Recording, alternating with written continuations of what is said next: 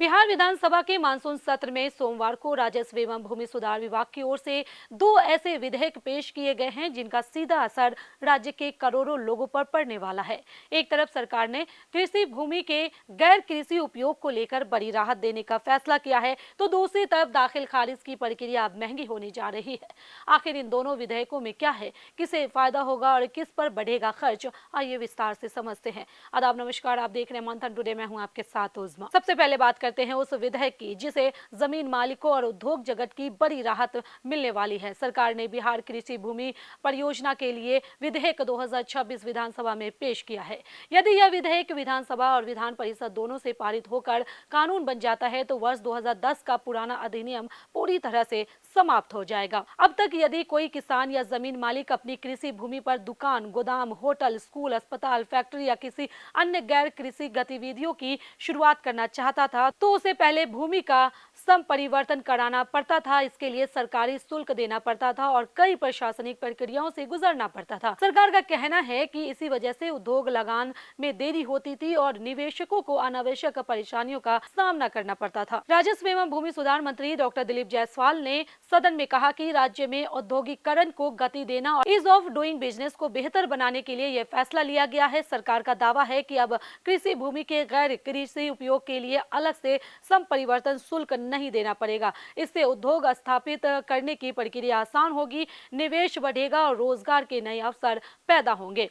इतना ही नहीं, सरकार को भी यदि किसी अधिग्रहित जमीन का उपयोग किसी अन्य उद्देश्य के लिए करना होगा तो पहले जैसे जटिल प्रक्रिया से नहीं गुजरना पड़ेगा। यानी सरकार का मानना है कि यह बदलाव प्रशासनिक प्रक्रियाओं को सरल बनाएगा और विकास परियोजनाओं की रफ्तार बढ़ाएगा। अब बात करते हैं दूसरे विधेयक की जिसका असर सीधे आम लोगों की जेब पर पड़ेगा। राजस्व मंत्री ने सदन में बिहार भूमि दाखिल खारिज विधेयक भी पेश किए हैं। इस प्रस्ताव के अनुसार अब तक दाखिल खारिज यानी कि म्यूटेशन के प्रत्येक आवेदन पर 200 रुपए का नया शुल्क देना होगा।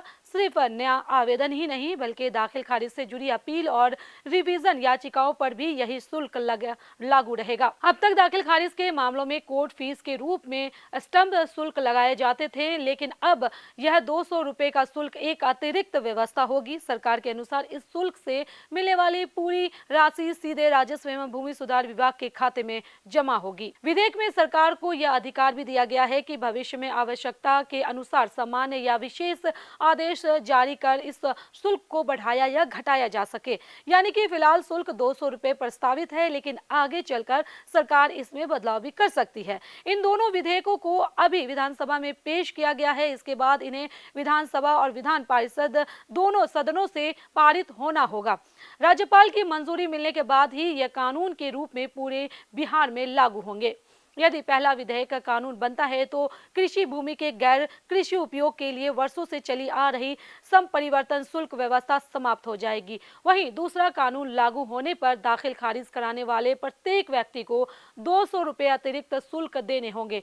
कुल मिलाकर सरकार का कहना है कि एक तरफ उद्योगों के लिए रास्ता आसान बनाया जा रहा है तो दूसरी ओर भूमि अभिलेखों और दाखिल खारिज व्यवस्था को बेहतर बनाने के लिए नया शुल्क लगाया जा रहा है। अब इन दोनों विधेयकों पर सदन में चर्चा होगी और पारित होने के बाद ही यह स्पष्ट होगा कि यह बदलाव कब से लागू होंगे। चलिए फिलहाल इस खबर में बस इतना ही। बिहार के ऐसी राजनीतिक खबरों के लिए बने रहिए मंथन टुडे के साथ साथ ही हमारे चैनल को लाइक करें, सब्सक्राइब करें, फॉलो करें और निष्पक्ष पत्रकारिता देखना है तो देखते रहे मंथन टुडे। बहुत बहुत शुक्रिया।